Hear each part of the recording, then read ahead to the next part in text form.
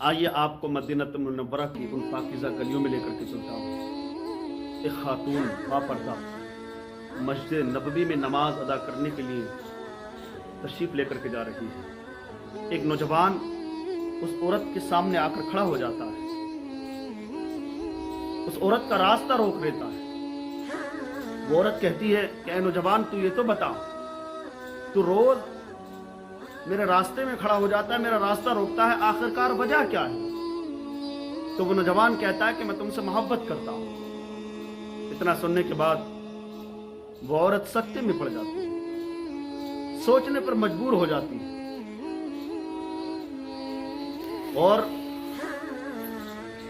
وہ عورت اس سے کہتی ہے اچھا یہ بتا، تو محبت کرتا ہے تو کیا کر سکتا ہے میرے لیے؟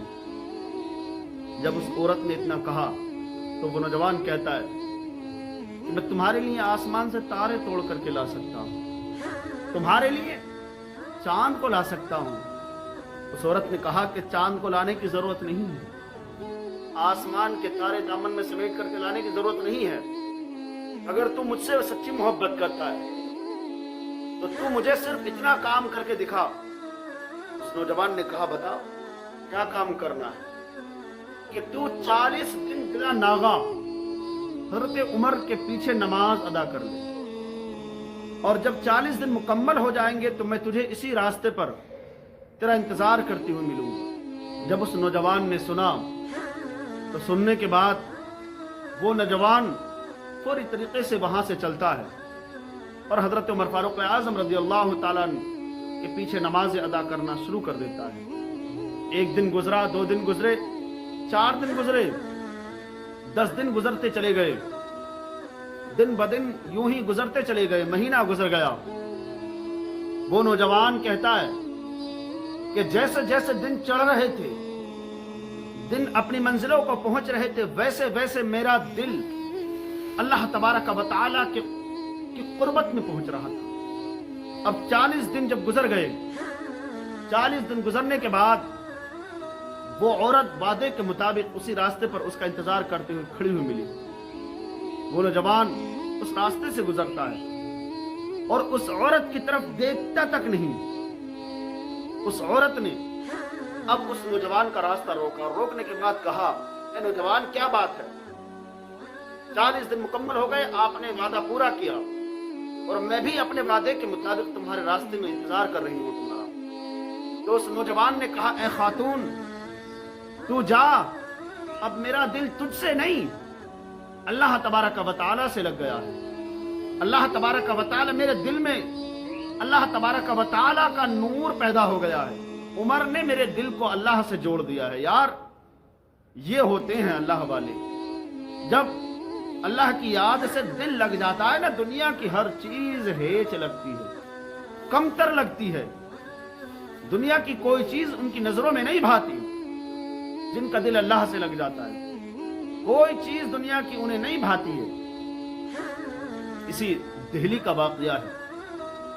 دہلی کی جامع مسجد کی سیڑھیوں پر ایک فقیر بیٹھا ہوا ہے اور وہ مانگ رہا ہے لوگوں سے۔ اتفاق سے ایک انگریز افسر دہلی کی جامع مسجد پر وزٹ پر آیا ہوا تھا۔ جیسے ہی وہ سیڑھیوں کو چڑھتا ہے اس فقیر کو دیکھتا ہے۔ اس سائل نے عادت کے مطابق اس سے سوال کیا۔ اس انگریز افسر نے، دیکھیے یار نبی کی امتی کا کردار کیا ہوتا ہے، وہ لوگوں یاد کرو یار اپنی تاریخ کو، یاد کرو یار اپنے کردار کو۔ جب تم نے نبی کی چاہت میں اپنی محبت کو پیش کیا ہے تو لوگوں نے تمہیں یاد رکھا، اور لوگوں نے تمہاری عادت کو دیکھ کر کے اللہ کے رسول صلی اللہ تعالی علیہ وسلم کے مذہب کی، اس دین کی تعلیم کی تعریفیں کی ہیں۔ یہ دین کی تعلیمات کتنی خوبصورت ہے، اس دین کا بانی کتنا خوبصورت ہے، کتنا اچھا ہے۔ انگریز نے جیسے ہی اس سائل کا سوال سنا اپنی جیب سے پرس نکالا، اور نکالنے کے بعد اس سائل کو عطا کر دیا، مانگنے والے کو بھیک دے دی۔ اور جیسے ہی پرس والٹ جیب میں رکھنے کے لیے اس نے ہاتھ بڑھایا تو وہ اس کی جیب میں نہ پہنچا بلکہ گر گیا، اور وہ انگریز दिल्ली की जामा मस्जिद का मुआयना करता रहता है। उस फकीर की नजर उसके पर्स पर पड़ी, उसने वो पर्स उठा लिया और उस अंग्रेजी अफसर को तलाश किया। आखिरकार वो उसकी नजर न आया। उस पर्स में काफी रकम थी, जरूरी डॉक्यूमेंट्स थे। वो पर्स उसने उठा करके अपने पास रख लिया। अंग्रेज को काफी तलाश किया मगर वो नजर न आया। यूं ही दिन ब दिन गुजरते गए।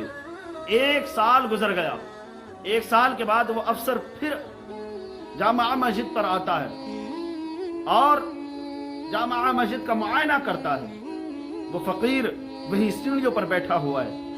उसने लोगों के चेहरे को देखा तो उसमें वो चेहरा भी नजर आया जिसकी अमानत उसके पास थी। उसने उस अंग्रेज अफसर को रोका। रोकने के बाद कहा, मोहतरम, मैं आपसे कुछ कहना चाहता हूं। हाथ पकड़ लिया और कहा कि आज से 1 साल कबल आप इस मस्जिद का मुआयना करने के लिए आए थे। आपका पर्स, आपका वॉलेट गिर गया था, वो अभी तक मेरे पास रखा हुआ है। भागा भागा अपनी झोपड़ी में गया और जाने के बाद उस पर्स को ला करके उस अंग्रेज के हवाले कर दिया। उस अंग्रेज ने देखा जैसी रकम उसमें रखी हुई थी वैसे की वैसे ही मौजूद है। जो जो डॉक्यूमेंट्स थे वैसे के वैसे ही मौजूद हैं। उस अंग्रेज ने कहा, यार, इस नबी के उम्मती का जब ये आलम है तो नबी का आलम क्या होगा। अंग्रेज ने कहा, यार, तुम ये चाहते तो इस रकम को खर्च कर सकते थे, अपनी गुर्बत के दिन को खुशी में तब्दील कर सकते थे। तो उस फकीर ने कहा, ये अंग्रेजी अफसर तो ईसाई है। कल कयामत के दिन मेरे नबी ने मेरे नबी से सवाल कर लिया कि तुम्हारे उम्मती ने मेरे उम्मती का पर्स लिया है, तो मेरे नबी को शर्मिंदा होना पड़ता। ये मेरे नबी की और मेरे नबी के गुलामों की शान नहीं है। मैं नहीं चाहता कि मेरे नबी तेरे नबी के सामने शर्मिंदा हो, इसीलिए मैंने इस पर्स को उठा करके रखा है और तेरी अमानत तेरे हवाले कर दी। और उस दिन से आज तक मैं दिन ब दिन तेरा इंतजार करता और ये सोचता कि काश मैं उस चेहरे को देखूं और उसकी अमानत उसके वापस कर दूं। ये होते हैं नबी के उम्मतियों के किरदार। तुम्हारी तारीखें ये रही हैं यार। ऐ नबी के चाहने वालों, अपने अखलाक को, अपने किरदार को जिंदा करो। आज के लोग दिन ब दिन हराम हलाल पर तुले हुए हैं। लोग लाखों करोड़ों हजम कर जाते हैं, उनको डकार तक नहीं आती। वो लोगों, हराम से बचो यार, बचो, हराम से बचो। याद रखो, मेहनत की थोड़ी वो भी सही है। अल्लाह ने जो किस्मत में लिखा है, जितना मिलना है इंसान को हर हाल में मिलकर के रहेगा। उलमा फरमाते हैं कि इंसान के नसीब का रिज्क उसको ऐसे तलाश करता है जैसे कि मौत इंसान को तलाश कर लेती है। इंसान के हिस्से की मालो दौलत, उसके हिस्से का पैसा उसके पास ऐसे पहुंचता है जैसे पत्थर के अंदर कीड़े पर रिज्क पहुंचता है। आइए उस मदीने की गली में फिर लेकर के चलता हूं। हजरत उमर फारूक आजम रज़ियल्लाहु ताला अन्हु का दौर खिलाफत है। एक शख्स को पकड़ करके आपके दरबार में लाया गया और उसके साथ कुछ नौजवान भी थे। पूछा गया, क्या मामला है? कि हुजूर, ये कातिल है, इसने हमारे बाप का कत्ल किया है। हजरत उमर फारूक आजम रज़ियल्लाहु ताला अन्हु उस शख्स की तरफ मुखातब हो और फरमाने लगे, ऐ शख्स, ऐ बंदा खुदा, ये बताओ तुमने इनके बाप का कत्ल किया? कि हुजूर, मैं मुजरिम हूं, बेशक मैं कातिल हूं, मगर मैंने जान पूछ कर कत्ल नहीं किया। हुजूर, मैं यहां पर एक मुहाजिर हूं, एक अनजान हूं, मुझे कोई जानता नहीं मदीने के अंदर। मैं मदीने में घूमने के लिए आया हूं, मेरा ऊंट और मैं इस मदीने की सैर कर रहे थे, देख रहे थे। इत्तेफाक से इसके बाप ने पत्थर उठा करके मेरे ऊंट की जानिब फेंका और मेरे ऊंट की आंख पर लगा, मेरे ऊंट की आंख निकल गई। हुजूर, बेसाख्ता मैंने उठा करके उस पत्थर को इसके बाप की जानिब फेंक दिया। اور وہ اس کے باپ کے جا کر کے ایسے لگا کہ ایک میں ہی کام تمام ہو گیا۔ میں نے یہ سوچا نہ تھا کہ اس کے باپ کا قتل ہو جائے گا۔ حضور مجرم تو ہوں، آپ جو سزا دینا چاہیں سزا دے سکتے ہیں، آپ جو حکم نافذ کرنا چاہے کر سکتے ہیں۔ قتل تو ہوا ہے میرے ہاتھ سے، مگر میں نے جان بوجھ کر نہیں کیا۔ حضرت عمر فاروق اعظم رضی اللہ تعالیٰ عنہ اس پر کچھ حکم نافذ فرماتے، اس نے پھر کہا حضور آپ حکم نافذ فرمانے سے پہلے، مجھے کسی سزا کا حقدار بنانے سے پہلے 3 دن کی اجازت دے دیجیے۔ میرے دوست کی کچھ امانتیں میرے پاس ہیں، میں ان کو واپس کر کے آپ کے پاس آ جاؤں گا۔ میرے دوست کی امانتیں میں دے کر کے واپس آ جاؤں گا، 3 دن کی اجازت دے دیجیے۔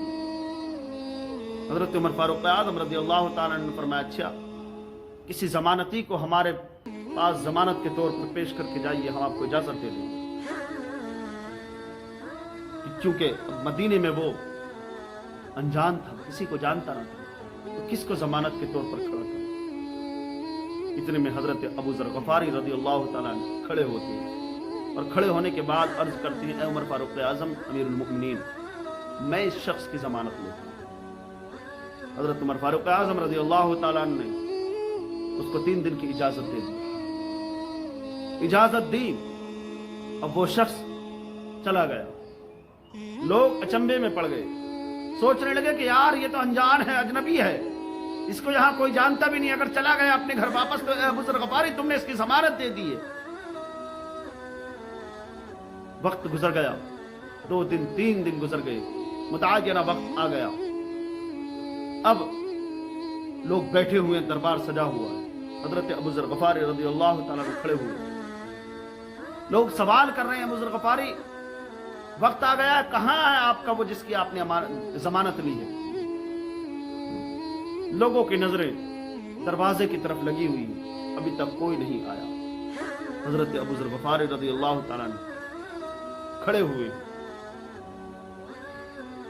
ہوئے دیکھا تو دھول اڑ رہی ہے، دھول سے چہرہ جب صاف نمودار ہوا تو وہ شخص سامنے نظر آ رہا ہے۔ آ کر کے حضرت عمر فاروق اعظم رضی اللہ تعالیٰ عنہ کی عدالت میں حاضر ہو جاتا ہے اور کہتا ہے حضور معذرت چاہوں گا، آنے میں تھوڑی تاخیر ہو گئی، مگر ایسا نہیں ہے کہ میں اپنا وعدہ کر کے وعدہ بھول جاؤں۔